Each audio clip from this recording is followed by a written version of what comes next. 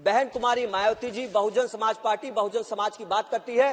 बहन कुमारी मायावती जी ने दलितों का पक्ष पूरी मजबूती से रखने का कार्य किया है और आज उनकी आवाज बन करके हम यहाँ पे आपके पास आए हैं और आपको ये बताना है कि कथनी और कंडी में जमीन आसमान का फर्क है। सर, आज दलित पूरी की पूरी तरह से पीछे छूटा हुआ है और उसका भी सच मैं आपको आपके सामने उजागर करना चाहता हूं और इसको अडम गोंडवी जी के एक शेर से उजागर करूंगा। सुन लिया जाए, अगर आप इजाजत दें तो मैं शेर पेश करूं।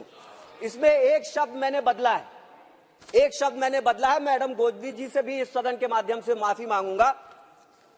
उन्होंने कहा है कि मैं दलित की गली तक ले चलूंगा आपको। मेरे अगले भाषण में अभी आगे जब मैं बढ़ूंगा तो ये उसके परिप्रेक्ष्य में है। मैं दलित की गली तक ले चलूंगा आपको, आइए महसूस करिए जिंदगी के ताप को।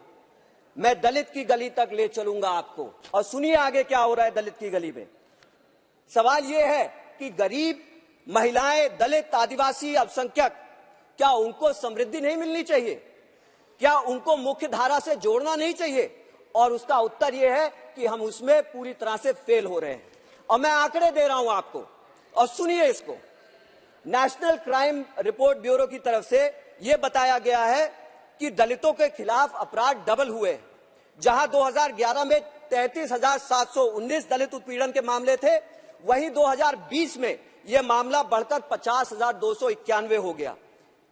आइए ले चलता हूं दलित की गली आपको, महसूस करिए जिंदगी की ताप को। यह है जिंदगी की ताप हुजूर। इतने ज्यादा मामले बढ़ते चले जा रहे हैं। वहीं पे देखिए एनसीआरबी की यह भी रिपोर्ट है कि 2019 के डेटा के हिसाब से देश में प्रतिदिन 10 दलित महिलाओं का बलात्कार होता है, जिसमें उत्तर प्रदेश सर्वश्रेष्ठ है हुजूर।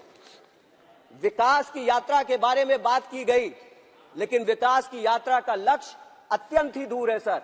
और यह मैं किसी नकारात्मक सोच के तहत नहीं बोल रहा हूं, ये सरकार का ध्यान आकर्षण कर रहा हूं कि हम यात्राएं जरूर निकाल रहे हैं, लेकिन लक्ष्य को भी सामने साफ करके देखें और लक्ष्य की प्राप्ति कहां तक हो रही है उसका भी ब्यौरा यहां पे देने का कार्य करें। ऐसी स्थिति जहां अपराधों को रोकथाम के लिए अतिरिक्त बजट अल्पसंख्यक मंत्रालय को मिलना चाहिए, वहां अनुपूरक में इसका प्रावधान नहीं किया गया। लेकिन इससे पहले बजट में जब मेन बजट था तो 38% दलितों और अल्पसंख्यकों के बजट को लेकर के कटौती की गई थी। उसी के साथ साथ अभी जो अनुपूरक आया है उसमें खाना पूर्ति करने के लिए मात्र 73 लाख रुपए का 1,29,000 करोड़ का बजट है सर। दलित उत्पीड़न के लिए 73 लाख करोड़ रुपया। ये कोई भीख नहीं मांग रहे हैं हम सर, ये अधिकार है बहुजन समाज का और ये अधिकार मिलना चाहिए। वहीं हमें क्या देखने को मिलता है कि सीवर और नालियां, आज भी इस देश में लोगों को सीवर और नालियों के अंदर घुसना पड़ता है, अपनी जान गंवानी पड़ती है बिना प्रोटेक्टिव गियर के। ज्यादातर इस नालियों की सफाई करने में हमारे दलित समाज के लोग रहते हैं और बजट में यह प्रावधान किया गया था कि मैनुअल स्कैवेंजिंग को खत्म कर दिया जाएगा। मैनुअल स्कैवेंजिंग को खत्म कर दिया जाएगा। यह उद्देश्य आदरणीय अधिष्ठाता महोदय एक दीवा स्वप्न रह चुका है, एक दीवा स्वप्न रह चुका है। यह सिर्फ एक सपना दिखाया जाता है, लेकिन जमीनी हकीकत अभी भी हमारे सामने है। सेप्टिक टैंक की सफाई करते हुए 308 लोग मारे गए, सेप्टिक टैंक की सफाई करते हुए। और सच्चाई यह है कि ये 308 का फिगर है, इससे कहीं ज्यादा लोग होंगे। और देश में 60,000 से ज्यादा रजिस्टर्ड जो है ये मैनुअल स्कैवेंजर्स हैं और इनमें कोई कमी नहीं देखने को मिल रही है। इसी के साथ साथ मैं फिर से अडम जी का शेर यहां पे दोहराना चाहूंगा।